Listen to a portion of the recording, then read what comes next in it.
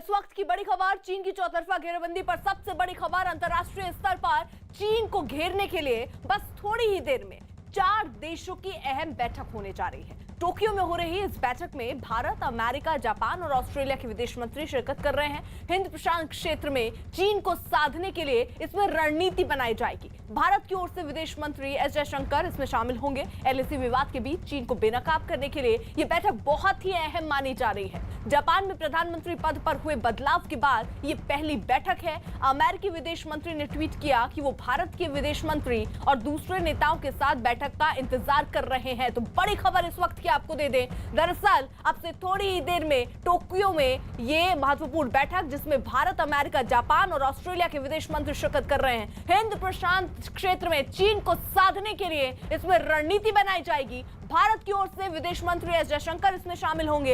LAC विवाद के बीच चीन को बेनकाब करने के लिए यह बैठक बहुत ही अहम मानी जा रही है। जापान में प्रधानमंत्री पद पर हुए बदलाव के बाद बता दें, यह पहली बैठक है। अमेरिकी विदेश मंत्री ने बाकायदा एक ट्वीट किया और उस ट्वीट में उन्होंने लिखा कि वो भारत के विदेश मंत्री और दूसरे नेताओं के साथ बैठक का इंतजार कर रहे हैं। हमारे साथ हमारे 2 महत्वपूर्ण सहयोगी जुड़ रहे हैं। संदीप बोल हमारे साथ दिल्ली से इस वक्त है, अमित पांडे दिल्ली से हमारे साथ है। संदीप का रुख। संदीप, कितनी देर में ये बैठक और कितनी महत्वपूर्ण? देखिए, 1:30 बजे के आसपास बैठक का समय है और महत्वपूर्ण इसीलिए है क्योंकि जो क्वाड्रिलेटरल जो क्वाड तैयार किया गया था वो सिर्फ और सिर्फ चीन की जो हरकतें हैं साउथ चाइना सी और बाकी जो जितने भी फ्रीडम ऑफ नेविगेशन का जो इस्तेमाल, जो भेजा इस्तेमाल चीन कर रहा था, उसी को रोकने के लिए, उसी पर दबाव बनाने के लिए ये क्वाड का गठन किया गया था। और उसकी बैठक बहुत इंपॉर्टेंट इसलिए भी हो जा रही है क्योंकि जिस तरीके के माहौल इस वक्त बना हुआ है, जिस तरीके का तनाव साउथ चाइना सी में और साथ ही एलएसी पर बना हुआ है, ऐसे में ये चीन की घेराबंदी का एक नज़ारा ज़रूर पेश करेगा क्योंकि अमेरिका, जापान, ऑस्ट्रेलिया और भारत के विदेश मंत्री यहाँ मिल रहे हैं। तो जाहिर सी बात है कि दबाव जो है चीन के ऊपर बनेगा इसको लेकर, क्योंकि चीन हमेशा से ही उस पूरे इलाके में, खासतौर पर साउथ चाइना सी के इलाके में जो है अपनी दादागिरी दिखाता रहा है। छोटे छोटे द्वीप उसने बना लिए, उसके बाद उसमें अपने सैन्य अड्डे तैयार कर लिए हैं। साथ ही वहाँ पे जितने भी खनन का काम है वो अपने हाथ में ले रखा है उसने। कह सकते हैं कि पूरे इलाके में अपना वर्चस्व बनाया हुआ था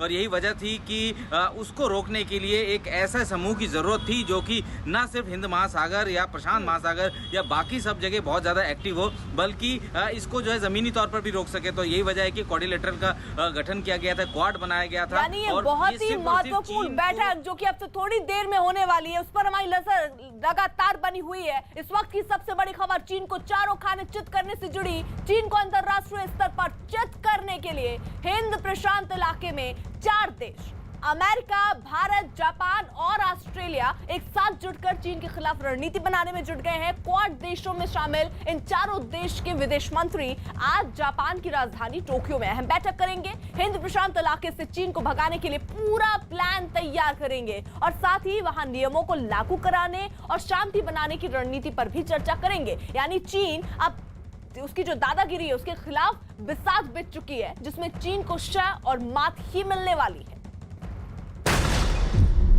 चीन के खिलाफ 4 देशों की घेराबंदी।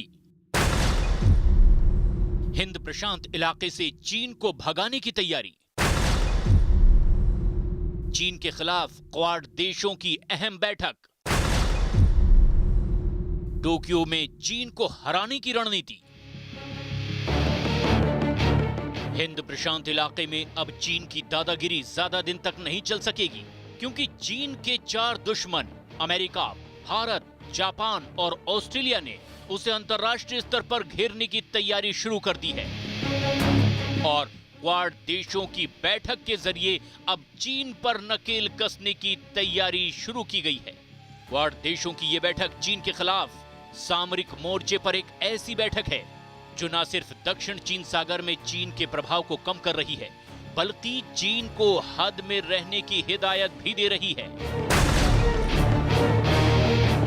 जापान की राजधानी टोक्यो में क्वाड देशों की अहम बैठक से चीन को सबक सिखाने और हिंद प्रशांत इलाके से चीन को भगाने पर खास रणनीति और उसकी रूपरेखा सामने आएगी।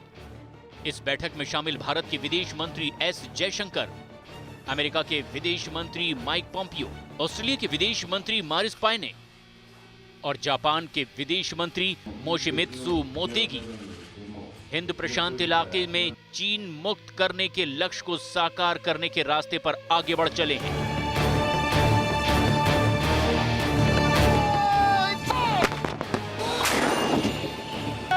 LAC पर जारी विवाद के बीच चीन को बेनकाब करने के लिए ये बैठक बहुत अहम मानी जा रही है। जापान में नए प्रधानमंत्री बनने के बाद और कोरोना संकट के बीच होने वाली ये 4 देशों की पहली मुलाकात है, जबकि 2017 के बाद से क्वाड देशों का ये दूसरा कदम है। अमेरिका के विदेश मंत्री माइक पोम्पियो क्वाड देशों की बैठक के लिए टोक्यो पहुंचे तो एक ट्वीट के जरिए अपने उत्साह को जताया और लिखा, जापान के प्रधानमंत्री और उनके विदेश मंत्री समेत विदेश मंत्री एस जयशंकर और विदेश मंत्री मॉरिस बायन से मिलने का इंतजार है।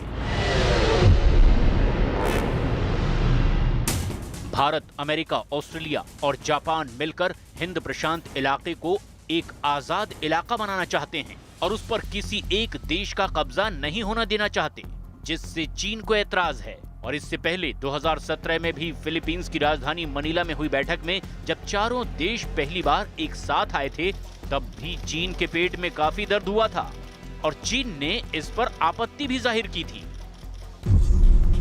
क्या है क्वाड देशों का समूह?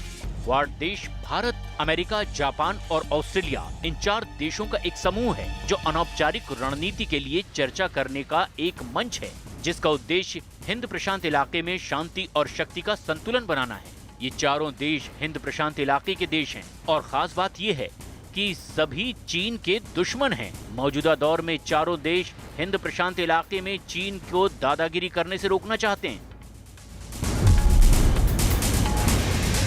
हिंद प्रशांत इलाके में चीन अपनी सैन्य और आर्थिक ताकत के दम पर अपना दबदबा बढ़ा रहा है। भारत के साथ लद्दाख से लेकर अरुणाचल प्रदेश तक सीमा पर चीन के साथ तनाव बना हुआ है, जबकि जापान के एक द्वीप पर भी चीन अपना दावा जताता है। साथ ही दक्षिण चीन सागर के 2/3 से ज्यादा हिस्से को भी वो अपना बताता है और यही वजह है कि चीन पर लगाम लगाने के लिए चारों देशों को एक साथ एक मंच पर आना पड़ा। वैसे अमेरिका पहले ही हिंद प्रशांत इलाके में अपने दोस्त देशों की मदद से सैन्य शक्ति दिखाकर चीन के दिल में खौफ पैदा कर चुका है, जबकि जापान भी चीन को सबक सिखाने के लिए कमर कस चुका है और भारत तो पहले ही चीन को सीमा पर अच्छे से पीट चुका है। ऐसे में चीन के दुश्मन क्वाड देशों की ये मुलाकात चीन की नींद उड़ाने के लिए काफी है।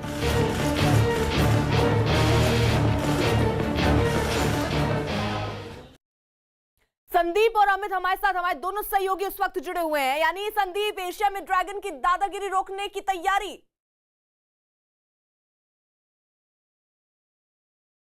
संदीप, में जहाँ पे हर कोई, जहाँ कोरोना काल में जहाँ हर कोई जो है अपने आप से एक दूसरे से दूरी बनाए हुए है, वहाँ पे इतनी महत्वपूर्ण बैठक होना जाहिर सी बात है कि मैसेज दे रहा है साफ तौर पर कि अब जो है चीन जिस तरीके से इस पूरे कोरोना काल में फ़ायदा उठाने की कोशिश कर रहा था, अब वो नहीं चलने वाला है। चारों देश जो है, चारों देश के विदेश मंत्री बैठेंगे, बातचीत करेंगे और ये क्वाड का गठन ही सिर्फ इसलिए हुआ था क्योंकि उस पूरे इलाके में, उस साउथ चाइना सी के पूरे इलाके में चाइना की दादागिरी थी। फ्रीडम ऑफ नेविगेशन का बेजा इस्तेमाल चीन लगातार कर रहा था, लंबे समय से कर रहा था और लंबे समय तक करना चाह रहा था और यही वजह है कि ये क्वाड्रिलेटरल बना, ये 4 देश एक साथ आए और अब चीन पर नकेल कसी जाएगी। सीधे तौर पर ये बैठक महत्वपूर्ण इसलिए भी हो जाती है क्योंकि अब तक जो है बहुत ठोस जो है बातचीत, बैठक जो है इस क्वाड की नहीं हुई थी, लेकिन अब जिस तरीके से तनाव लगातार बना हुआ है, चाहे LAC की बात करें, चाहे ताइवान के साथ बात करें, चाहे हांगकांग के साथ बात करें चाइना के, तो ऐसे में ये बैठक बहुत इंपॉर्टेंट हो जाती है। और अमेरिका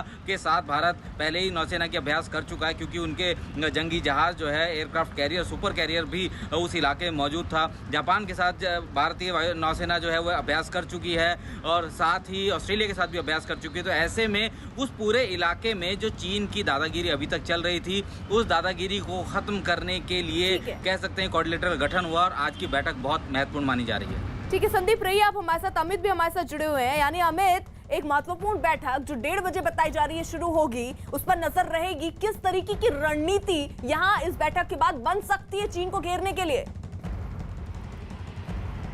देखिए इस चीन के जो हरकतें हैं उसी अंदाज में जवाब दिया जाएगा। चीन ने किस तरीके से पाकिस्तान का साथ दिया है इतने सालों में, इसके अलावा one road one belt corridor के जरिए किस तरीके से भारत के आसपास जो देश हैं उनको वो प्रभावित करने की कोशिश कर रहा है। श्रीलंका, बांग्लादेश, अन्य देशों में किस तरीके से भारी भरकम निवेश चीन ने किया है, तो इन सब गतिविधियों का कुछ तो जवाब होना चाहिए। लिहाजा वैश्विक मंच पर जो विश्व के 4 ये महत्वपूर्ण देश आए हैं, ऑस्ट्रेलिया है, जापान है, भारत है और इसके अलावा और भी यहाँ पर 4 देश हैं, ये इकट्ठा हुए हैं, तो एक महत्वपूर्ण साझेदारी हुई है। और जाहिर सी बात है कि जब ये चारों देश आएंगे एक साथ चर्चा करेंगे, चीन की एक एक जो तरकीब है, एक एक चाल है वो उजागर होगी। कोई भी गतिविधि, कोई साथी अगर बिल्कुल, और ये महत्वपूर्ण बैठक जो अब से थोड़ी देर में देखिए शुरू होने वाली है, जिसमें चीन को घेरने की आगे की रणनीति पर चर्चा होगी। तमाम सहयोगी हमारे साथ बने हुए हैं। वहीं दुनिया की महाशक्ति के बनने के फेर में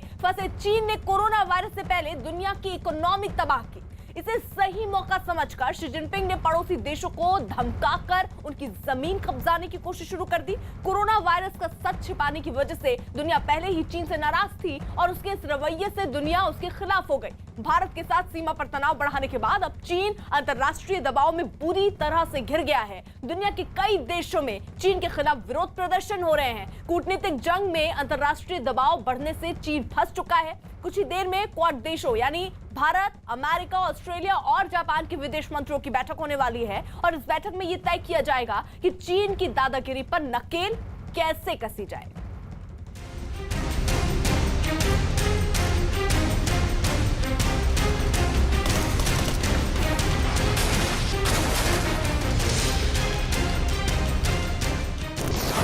विश्व बिरादरी की चीन को चेतावनी, 4 देशों की ताकत के दबाव में चीन।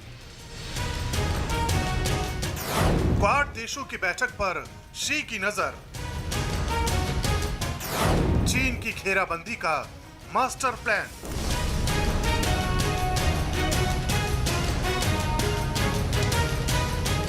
कुछ ही महीने पहले तक चीन की दुनिया भर में धाक थी। चीन की ताकत का लोहा दुनिया मानती थी, लेकिन 2020 की शुरुआत से ही चीन का मुंह पूरी दुनिया में काला हो गया।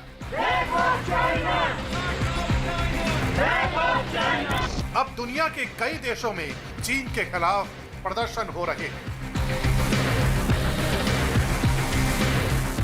चीन पर लगातार अंतर्राष्ट्रीय दबाव बढ़ रहा है। क्वाड देशों यानी भारत, अमेरिका, ऑस्ट्रेलिया और जापान के विदेश मंत्रियों की बैठक में हिंद प्रशांत महासागर में चीन से निपटने की तैयारी की जाएगी। अमेरिका चीन को सीधी चेतावनी जारी कर चुका है। अमेरिका ने कहा है कि हिंद प्रशांत महासागर में चीन तनाव न बढ़ाए, वरना गंभीर परिणाम भुगतने होंगे। क्वाड देशों की बैठक चीन के खिलाफ एक बड़ा सामरिक मोर्चा है जिसमें भारत भी शामिल है। वैश्विक मंच पर जब भारत, जापान, ऑस्ट्रेलिया और अमेरिका शामिल होंगे तो न केवल ये चीन के रुतबे को कम करेगा, बल्कि चीन को उसकी हद पर कायम रखने में भी काफी कारगर ये साबित होगा मंच। अंतर्राष्ट्रीय दबाव में चीन पूरी तरह फंस चुका है। चाइना को काफ़ी कूटनीतिक तौर पे, आर्थिक तौर पे और मिलिट्री तौर पे भारत से खतरा लग रहा है। और इस पूरे कार्यक्रम जो उन्होंने सुनियोजित किया 3-4-6 महीने में कोविड के बाद, चाइना कटघरे में खड़ा है। अमेरिका पूछता है सवाल, बाकी देश पूछते हैं सवाल, जो देश सवाल नहीं भी पूछते वो भी पूछना चाहते हैं। चीन अंतर्राष्ट्रीय दबाव में तो पिस ही रहा है, साथ ही सीमा से सटे भारत के नए इंफ्रास्ट्रक्चर से चीन का डर बहुत बढ़ गया है। चीन बार बार इसीलिए सीमा पर तनाव बढ़ाता है ताकि भारत का बुनियादी ढांचा मजबूत होने से रोक सके।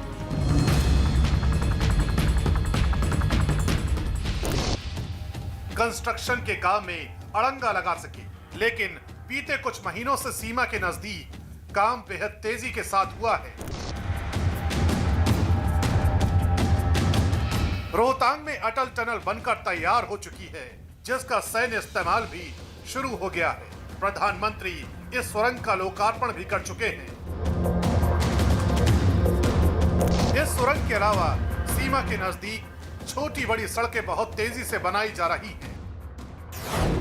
दौलत बेग ओल्डी में सड़क लगभग तैयार हो चुकी है। अक्टूबर के अंत तक इस सड़क का काम पूरा हो जाएगा। सामरिक रूप से अहम ये सड़क डरबुक श्योक और दौलत बेग ओल्डी को आपस में जोड़ती है। इसी सड़क के निर्माण पर चीन ने ऐतराज जताया था। चीन के साथ ताजा विवाद की वजह यही सड़क बनी हुई है। इस सड़क के अलावा टीम चौक और कारगिल में भी BRO यानी बॉर्डर रोड ऑर्गेनाइजेशन के रोड प्रोजेक्ट पर काम चल रहा है। पहले चीन के ऐतराज जताने के बाद दबाव के चलते सीमा के नजदीक कंस्ट्रक्शन का काम धीमा या फिर बंद कर दिया जाता था, लेकिन नए भारत की नई नीति से चीन चित हो चुका है।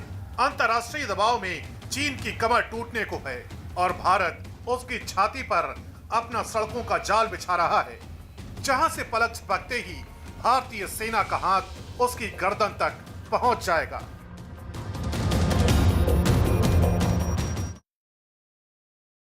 संदीप, ये जो महत्वपूर्ण बैठक हो रही है, इससे चीन पर कितना दबाव दिख रहा है? देखिए, जाहिर सी बात है कि चीन पर लगातार दबाव बना हुआ है। खास तौर पे कि हम लोग बात करें कि समुद्री इलाके का इस्तेमाल जो चीन अब तक लगातार कर रहा था, क्योंकि चीन का तकरीबन 80% तेल जो है समुद्र के रास्ते आता है, तो ऐसे में वो अपने उन सारे इलाकों को सिक्योर कर लेना चाहता है। और यही वजह है कि उस इलाके में चाइना के साउथ चाइना सी के इलाके में जितने भी छोटे छोटे देश हैं, उनको जो है वो उस पर जो है दादागिरी दिखाने की कोशिश करता है, जिसके बारे में लगातार बातचीत भी होती रही। अलग अलग मंचों पर भी जो है चीन की दादागिरी या फ्रीडम ऑफ नेविगेशन का बेजा इस्तेमाल पर के आरोप जो है चीन पर लगते रहे हैं। तो ऐसे में अब ये साफ हो रहा है कि 4 ऐसे बड़े देश जिनकी नौसेना बहुत ताकतवर है, वो जो है चीन को चीन के उसी इलाके में चुनौती दे सकते हैं। और इसी को लेकर जो है भी फिलहाल चर्चा होगी, बातचीत होगी। लेकिन इतना तो तय है कि चीन अब चारों तरफ से फंस रहा है, घिर रहा है, क्योंकि अर्पिता आप देख सकते हैं कि कोरोना के समय में लोग यात्रा तक नहीं कर रहे हैं। दूसरे बड़े बड़े डेलीगेशन लेवल के टॉक्स जो है डिले हो रहा है, लेकिन ये बैठक हो रही है। तो इसका मतलब ये है कि चीन को अब सबक सिखाने के लिए ये चारों देशों का जो क्वाड बना था, अब बैठ के विस्तार से चर्चा करेगा। यानी थोड़ी देर में ये बैठक शुरू होगी। उधर 8 अक्टूबर को वायुसेना दिवस से पहले आज गाजियाबाद के इंडियन एयरबेस पर हुई रिहर्सल में रफाल लड़ाकू विमान ने उड़ान भरी। चीन से तनाव के बीच रफाल आसमान में गरजा। अगस्त में ही फ्रांस से 5 रफाल विमान भारत आए हैं और उसके बाद इसकी गर्जना दूर तक गई होगी, चीन के कानों तक गई होगी। 8 अक्टूबर को वायुसेना दिवस से पहले आज गाजियाबाद के इंडियन एयरबेस पर हुई रिहर्सल में रफाल लड़ाकू विमान ने उड़ान भरी। चीन से तनाव के बीच रफाल आसमान में गरजा। जरा तस्वीरें आप देखिए। अगस्त में ही फ्रांस से 5 रफाल विमान भारत आए हैं और इसकी गर्जना आसमान पे सुनी जा रही थी। और किस तरीके से भारत पूरी तरीके से तैयार है, ये भी दर्शाने को काफी है।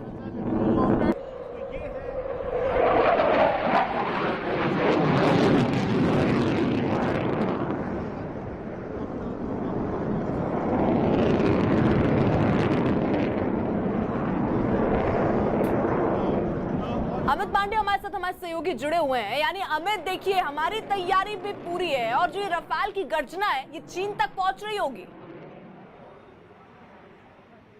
जी बिल्कुल। एक तो वायुसेना दिवस से पहले जो इन एयरक्राफ्ट्स का डिस्प्ले था, ये साफ तौर पर ये दिखाता है कि कितनी पुख्ता भारत ने तैयारी कर रखी है। चीन ने जरा से भी हिमाकत की तो ये वाहन, ये विमान है, तैयार रहेंगे उसकी जो चाल है उसको नाकाम करने में। ये तो रणनीतिक भारत की तैयारी हुई और आर्म फोर्सेस की, चाहे एयर फोर्सेस की। और जहां तक इन चारों देशों के गठबंधन का सवाल है, सामरिक दृष्टि तो सामरिक पहलू है ही, साथ ही आर्थिक मोर्चे पर भी अगर हम ध्यान रखें, आर्थिक मोर्चे पर भी ये चारों देश बहुत बड़ी महाशक्तियां हैं। और जब ये एक साथ मिलेंगी तो सामरिक दृष्टि के बाद अब जो आर्थिक दृष्टि है वहां से भी चीन को अलग थलग यहाँ पर कर देंगे।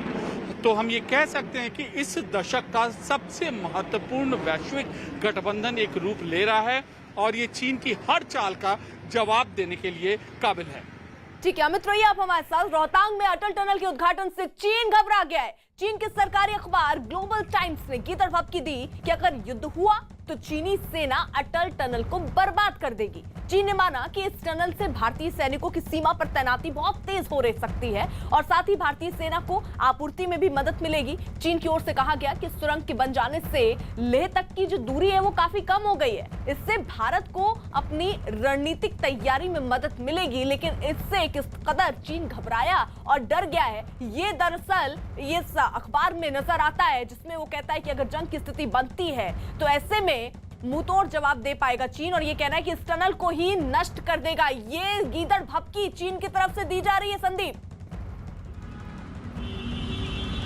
बिल्कुल, देखिए चीन जिस तरीके से लगातार अपने ग्लोबल टाइम्स के जरिए जो है अपनी जो सोच है या जो एक प्रोपेगेंडा जो है वो करना चाहता है वो लगातार बनाए हुए है, उसमें कोई कमी नहीं आई है। बात रही कि वो इस टनल को जो नुकसान पहुंचा सकता है, तो अर्पिता जब भी कभी भी इस तरीके की सिचुएशन होती है, लड़ाई की सिचुएशन होती है, अगर चीन ने टारगेट सेट कर रखे हैं तो भारत ने भी टारगेट सेट कर रखे हैं। तो इसमें कोई दो राय नहीं है कि अगर चीन ये बात कह रहा है कि वो जो है अटैक कर सकता है, उसको नुकसान पहुँचा सकता है, तो ये सिर्फ बोलना चाहता है। चीन डायरेक्टली नहीं बोल रहा है, वहाँ के जो रिसर्चर हैं उनके जरिए वो लिखवा रहा है और एक माहौल बनाने की कोशिश कर रहा है। लेकिन अगर कंस्ट्रक्शन की बात करें तो ये टनल जो है काफ़ी लंबे समय से प्रस्तावित थी, क्योंकि जो लाहौल स्पीति और बाकी जो इलाके हैं उस रोहतांग के दूसरी तरफ वो 6 महीने कट जाते हैं, वहाँ से लोगों की आवाजाही बंद हो जाती है, वहाँ लोग तक पहुँचना बहुत मुश्किल हो जाता है। तो ऐसे में वहाँ के लोगों की जीवन को बेहतर बनाने के लिए भी ये टनल बनाई गई थी। जरूरी नहीं, ये नहीं है कि ये सिर्फ संदीप, देखिए मिंटू तामुले भी इस वक्त हमारे साथ जुड़ चुके हैं, भारत चीन बॉर्डर से इस वक्त हमारे साथ हैं।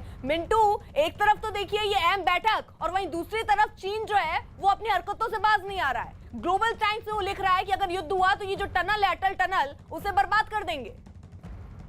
अरे उनको पता है जी, आप जो बोल रहे हैं वो जो चीन घबरा हुआ है, इसके लिए घबरा हुआ है क्योंकि अटल टनल बनने के बाद जो हमारे सीमा रेखा में जो लेह लद्दाख में जो कम्युनिकेशन जो हमारा गैप नहीं होंगे उसको लेके वो घबरा हुआ है। और एक बात बताओ, अरुणाचल प्रदेश के सेला पास तवांग में 14,000 ऊंची लेवल पे जो बन रहा है, अभी टनल बन रहा है, उसको लेके भी उनको घबराहट है। और उनको ये पता है कि चीन उनको पता है कि भारत अभी नई भारत ये नई भारत है, पहले 1962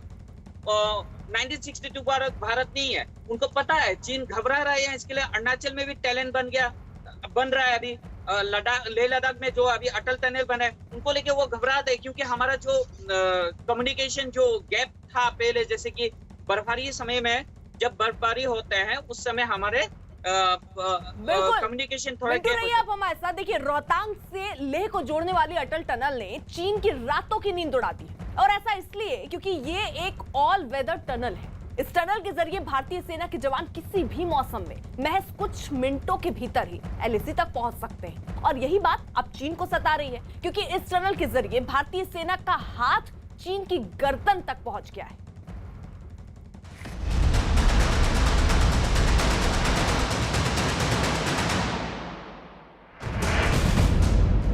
news 18 India super explosive. Atal tunnel को देख उड़ी चीन की नींद। सुरंग से आया शी जिनपिंग के माथे पर पसीना। चीन की साजिशों को चित करने वाला मास्टर प्लान।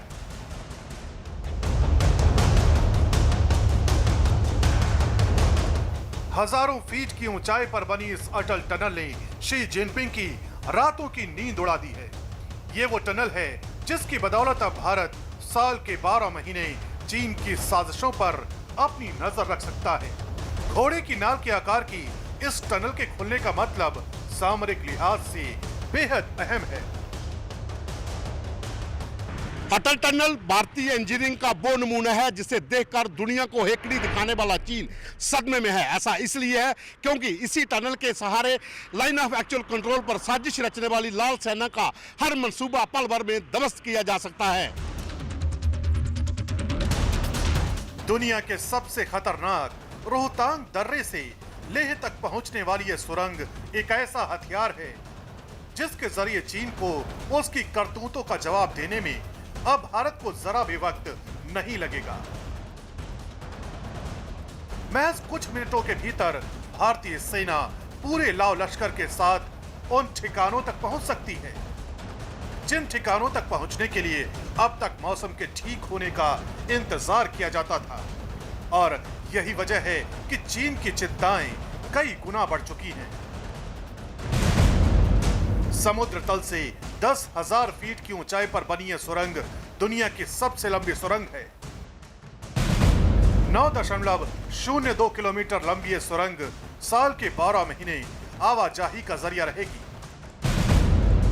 इस सुरंग में किसी भी मौसम में सफर किया जा सकता है।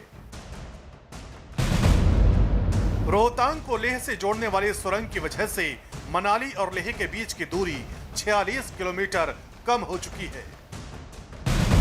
LAC तक पहुंचने के लिए सेना को जो रास्ता कई घंटों में तय करना होता था, वो अब 10 से 15 मिनट का रह गया है।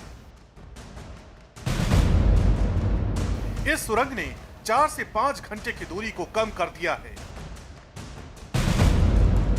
इस सुरंग में 40 किलोमीटर प्रति घंटा से लेकर 80 किलोमीटर प्रति घंटा की रफ्तार से सफर तय किया जा सकता है। बर्फीला मौसम अब भारतीय सेना के लिए किसी भी तरह की रुकावट पैदा नहीं करेगा।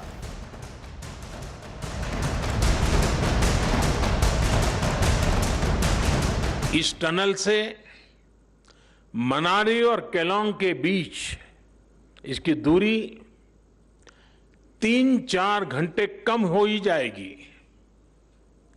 पहाड़ के मेरे भाई बहन समझ सकते हैं कि पहाड़ पर 3-4 घंटे की दूरी कम होने का मतलब क्या होता है। साथियों, लेह लद्दाख के किसानों, बागवानों, युवाओं के लिए भी अब देश की राजधानी दिल्ली और दूसरे बाजार तक उनकी पहुंच आसान हो जाएगी। दो देशों की सीमा पर बनी यह टनल कितनी खास है, इसका जिक्र खुद देश के रक्षा मंत्री राजनाथ सिंह ने किया है। राजनाथ सिंह के मुताबिक यह टनल देश की हिफाजत करने वालों से लेकर सरहद पर रहने वालों के लिए किसी बड़े तोहफे से कम नहीं है। सामरिक दृष्टि से इस टनल का क्या महत्व है मुझे बतलाने की जरूरत नहीं है। सभी को इस बात की जानकारी है, स्वाभाविक है। सीमा पर तैनात हमारे सेना के जवानों के लिए राशन, वेपन और अदर लॉजिस्टिक्स और साथ ही साथ डिप्लॉयमेंट करने में भी हमको काफी आसानी होगी। और यह बिल्कुल दो देशों की सीमा पर यह टनल बना हुआ है। मैं मानता हूं कि जहां देश की जनता को यह समर्पित है टनल, वहीं पर हमारे सीमा की सुरक्षा करने वाले सेना के जवानों के लिए समर्पित है और सीमा पर रहने वाले लोगों के लिए भी यह विशेष रूप से समर्पित है।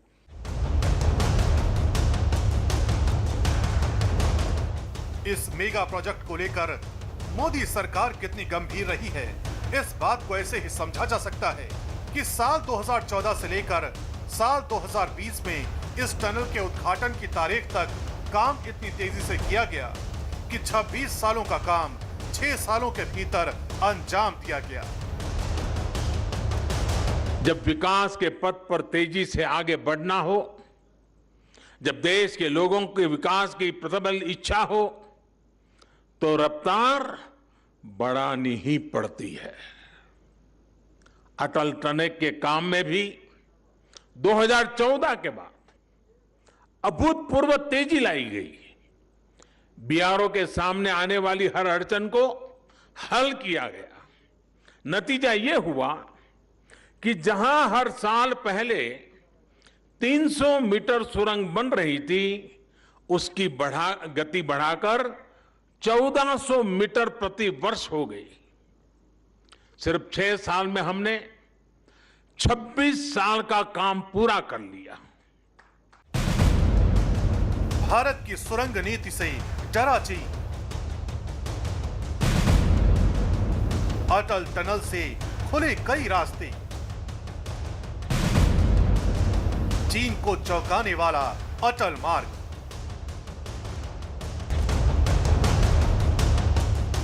चीन की विस्तारवादी सोच पर अटल टनल एक ऐसा प्रहार है जिसकी वजह से चीन को भारत के खिलाफ रणनीतिक मोर्चे पर नए सिरे से सोचना होगा, क्योंकि इस टनल की वजह से लेह लद्दाख तक पहुंचने वाला सिर्फ एक रास्ता ही नहीं खुला है, बल्कि शिंकुला दर्रे का काम भी अब रफ्तार पकड़ चुका है। बताया जा रहा है कि 16,000 फीट की ऊंचाई वाले इस शिंकुला प्रोजेक्ट में सुरंग की लंबाई 13.5 किलोमीटर है। अटल टनल के बाद शिंकुला दर्रे पर बन रही इस सुरंग का जिम्मा भी बीआरओ के कंधों पर है।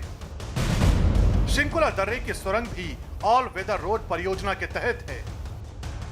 इस सुरंग से मनाली से लेह तक पहुंचने का सफर 4 घंटे कम हो जाएगा। इस नए रूट की बदौलत लद्दाख तक मनाली लेह मार्ग की दूरी करीब 100 किलोमीटर कम हो जाएगी। शिंकुला में टनल बनने के बाद लद्दाख पहुंचने के लिए 12,500 फीट से ज्यादा ऊंचाई पर सफर नहीं करना पड़ेगा। शिंकुला में टनल बनने से लद्दाख पहुंचने का भी रास्ता बदल जाएगा। ये हाईवे हिमाचल के लाहौल के दारचा से शिंकुला की तरफ मुड़ जाएगा, आगे जाकर जांस्कर के पदम होकर लद्दाख पहुंचेगा। दावा किया जा रहा है कि शिंकुला दर्रे पर इस सुरंग का काम भी 3 साल में पूरा कर लिया जाएगा। इसके निर्माण से आत्मनिर्भर भारत के अंतर्गत हिमालय क्षेत्र में अन्य टनल्स के निर्माण कार्य को बल मिलेगा। अब बीआरओ का फोकस शिंकुला टनल पर है। मैं आश्वासन देना चाहता हूं कि बीआरओ इस टनल को अगले 3 वर्ष में पूरा कर सकता है, जिससे कि लेह के लिए ऑल वेदर कनेक्टिविटी हासिल हो जाएगी। यानी अटल टनल ने चीन की गर्दन तक पहुंचने के उन तमाम रास्तों को खोल दिया है जिन्हें तय करने में पहले लंबा वक्त लगता था, और यही वजह है कि चीन अटल टनल के निर्माण के बाद से जरा और सहमा हुआ है।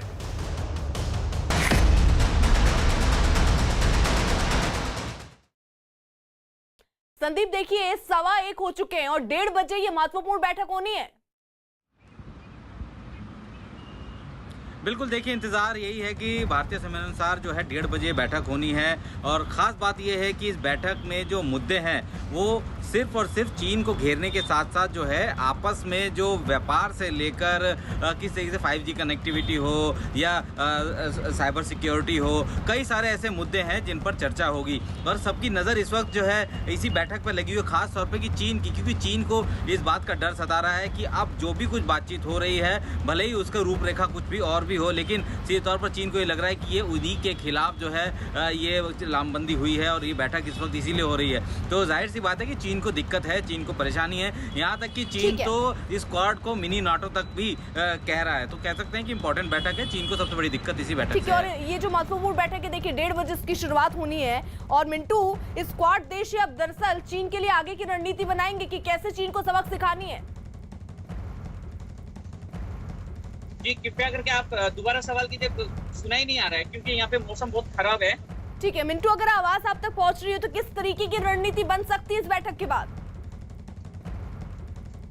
हेलो मिंटू, आवाज पहुंच रही है आप तक? हाँ, अभी आ रही, बोलिए बोलिए। मेरा सवाल ये है कि किस तरीके की रणनीति बन सकती है इस बैठक में?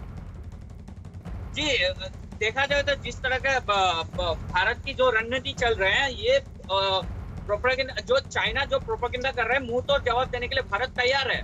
तो चीन को पता है कि भारत इस पर मुंह तोड़ जवाब देने वाले और दे रहे हैं हम, इसके लिए इसको लेके वो घबरा रहे हैं। जो अटल टनल जो बने हैं उसके साथ अभी तवांग सेक्टर में जो आपके टनल बन रहे हैं सेला पास में, इसको लेके चीन को घबराहट है। और हमारे जो ये जो हमारा जो कूटनीतिक जो भी चल रहा है उसको लेके वो घबराहट है। बिल्कुल। और अमित देखिए, यही सारे सवाल अब खड़े भी हो रहे हैं कि आखिरकार किस तरीके से चीन को सबक सिखाई जाए, एक रणनीति तय होगी। अमित, मैं आ रही हूँ आपके पास। एक और, जिस तरीके से क्वाड की ये बैठक शुरू होनी है, वहीं आज की तारीख में चीन दुनिया की सबसे बड़ी नौसेना शक्ति होने का दावा कर रहा है, लेकिन क्वाड समूह की साझा नौसेना शक्ति के आगे वो बौना नजर आता है। आंकड़ों की नजर से इस वक्त चीन के पास कुल 777 नेवल असिस्ट है और क्वाड यानी भारत, अमेरिका, जापान और ऑस्ट्रेलिया के पास 978। इनमें अमेरिका के सबसे ज्यादा 490, फिर भारत के 285, जापान के 155 और ऑस्ट्रेलिया के 48 नेवल एसेट्स हैं। तो कुल मिलाकर आप देखिए, अगर यहां पर देखा जाए कि चीन पर कैसे भारी पड़ सकती है ये बैठक, और अगर कोई रणनीति तय होती है चीन को सबक सिखाने की, तो चीन के लिए कितनी भारी पड़ सकती है इसका अंदाजा भी आप लगा सकते हैं। चीन के पास महज देखिए 2 एयरक्राफ्ट कैरियर हैं, क्वाड समूह के पास 27 एयरक्राफ्ट कैरियर हैं। इनमें अमेरिका के पास 20, भारत का 1, जापान के 4 और ऑस्ट्रेलिया के 2 एयरक्राफ्ट कैरियर है। वहीं चीन के पास 40 जो है वो डिस्ट्रॉयर यानी छोटे जंगी जहाज हैं, जो क्वाड देशों के पास कुल 143 छोटे जंगी जहाजों की ताकत है।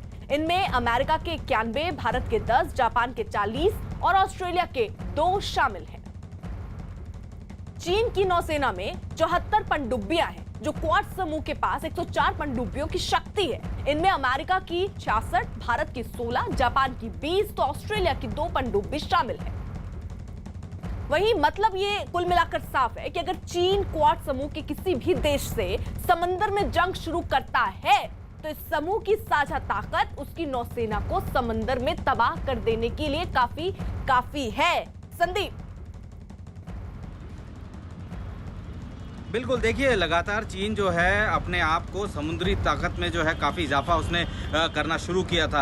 आपको याद होगा कि ये जो एयरक्राफ्ट कैरियर है बहुत कम समय में ये दूसरा एयरक्राफ्ट कैरियर जो है चीन ने जो सी ट्रायल के लिए भेज दिया है, तीसरे पे भी काम चल रहा है। तो जाहिर सी बात है कि उसको पता है कि समुद्र पे राज करेंगे तो उनका वर्चस्व जो है पूरे इलाके में रहेगा, इसलिए वो अपनी तैयारी पहले से ही कर रहा था। लेकिन अब चूंकि क्वाड की बात करें, क्वाड में जो सारे के सारे देश एक साथ आ जाएंगे, चारों देश एक साथ आ जाएंगे, तो मुश्किल जो है चीन के लिए बढ़नी तय है, क्योंकि चीन साउथ चाइना सी के इलाके में जितने भी देश हैं वो सारे के सारे जो है इस वक्त चाइना से परेशान हैं। तो ऐसे में उनको भी एक सपोर्ट बैकअप चाहिए होगा। तो जाहिर सी बात है कि क्वाड उनको एक बैकअप के तौर पर नज़र भी आ रहा है। तो ऐसे में ये पूरा ग्रुप जो है वो चीन पे बेहतर तरीके से समुद्री इलाके में अपनी वर्चस्व को बढ़ाने का जो शुरू किया है चीन ने, उसको रोक पाएगा।